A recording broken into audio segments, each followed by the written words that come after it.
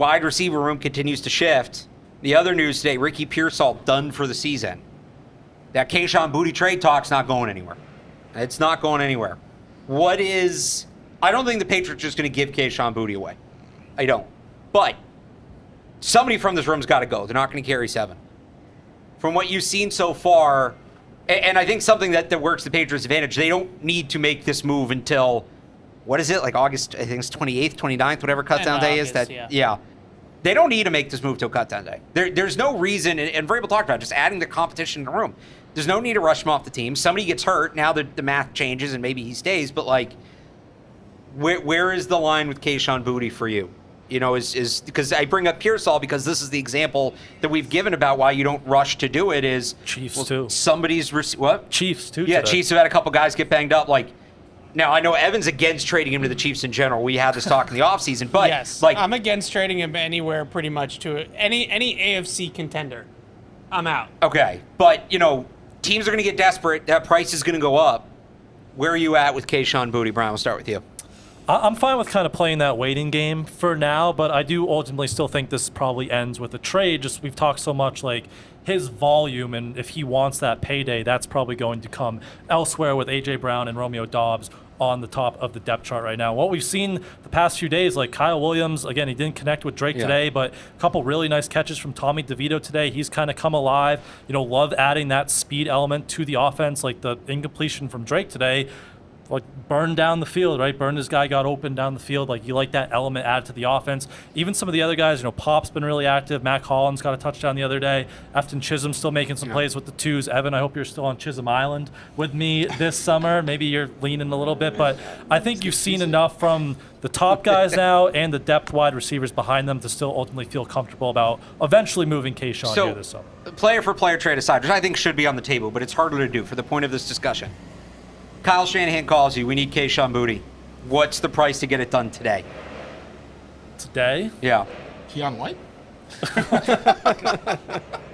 Nice.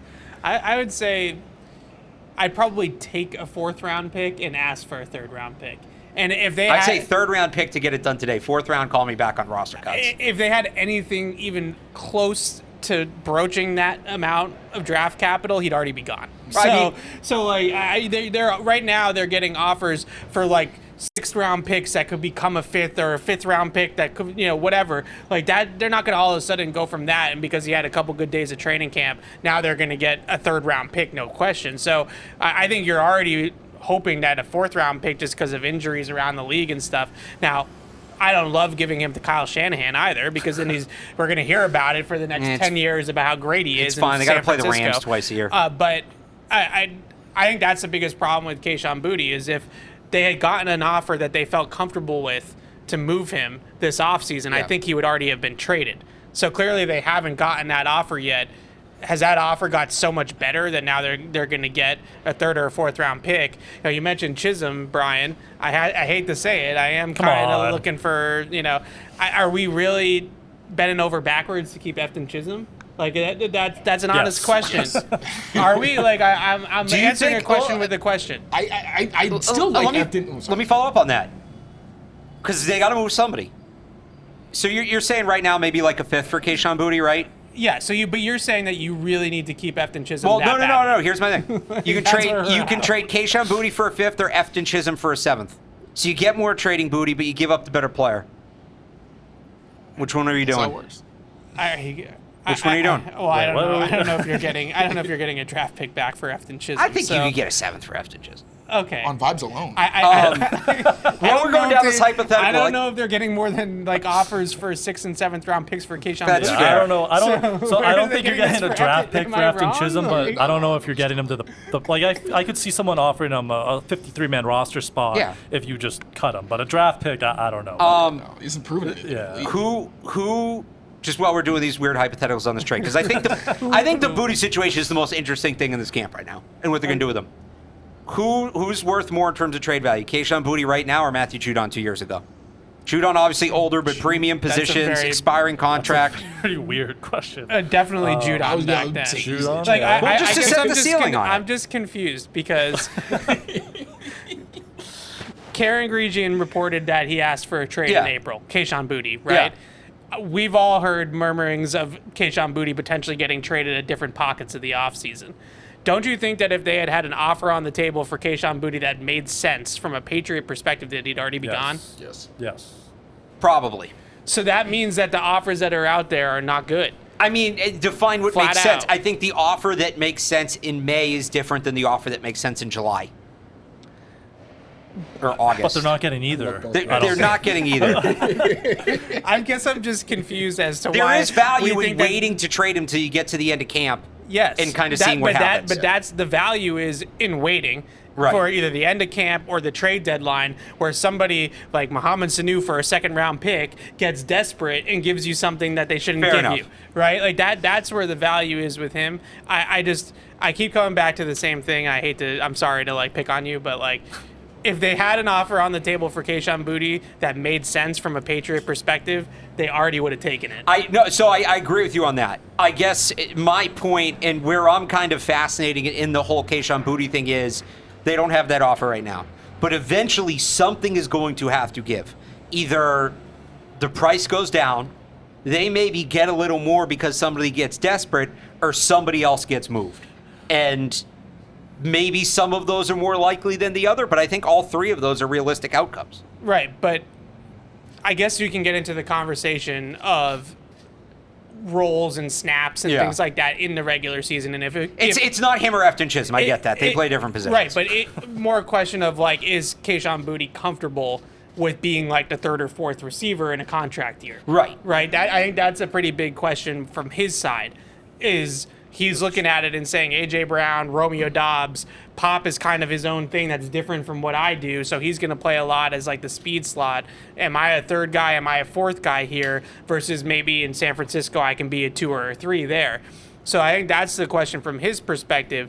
But I'm just surprised by the fact that we're kind of going out of our way to keep all 7 of these guys. That's what I'm like. I think the least likely is they keep 7. That's the least likely outcome.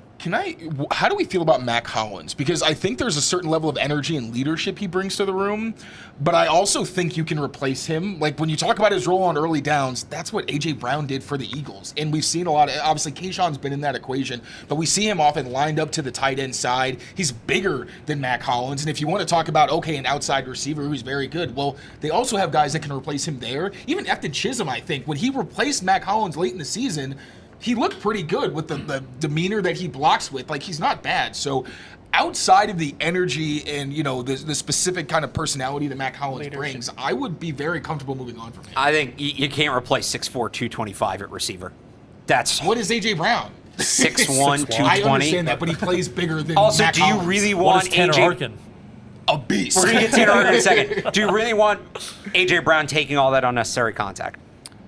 So put Efton Chisholm in there if you just want somebody to block. Like, I think you can replace Mac Hollins as a blocker. Evan, do you think there's any chance Mac Hollins is in here on the 53? Okay, let me just put out this crazy scenario that I have been thinking about. Okay. Because I'm going hot takes on the wide receiver. I'm gonna reel this in a second. We're getting like really nuts here. I'm gonna reel in a second. No, I don't think this is really super nuts. Is there a world? So, as a younger player in the league, with first 4 years, you go on waivers. Yeah. Mac Hollins is way past that point of his career. We've seen more and more across the league that these vested veteran players don't make the initial 53-man roster, sign back on the practice squad, and then are elevated quickly. Like a guy goes on IR, whatever, creates open roster spot, whatever. Is it absolutely crazy? And again, I'm answering a question with a question. Is it absolutely crazy to say to Mac Hollins, we just want to protect the younger players that we have on the roster in Kyle Williams and Efton Chisholm, but we want you here. Like, don't go anywhere, right? And then we're going to figure out how to get you on the roster. Kind of like Brandon Bolden treatment? Yes. Brandon Bolden ended up in Miami.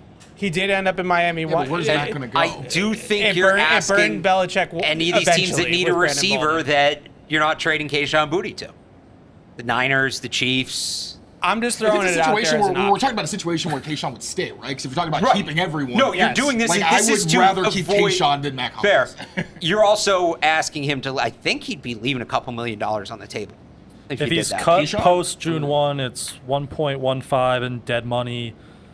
They would save 4.4. So what is I that don't in know real how, cash? I don't know like, how the contract. I'm would sure then- that No, they. it's not I'm impossible. sure they could make They Matt could figure Collins it whole out, yeah. eventually. I that's just pure speculation on my part, Yeah. but just the way that the roster gymnastics work is that Kyle Williams and Efton Chisholm get exposed to waivers.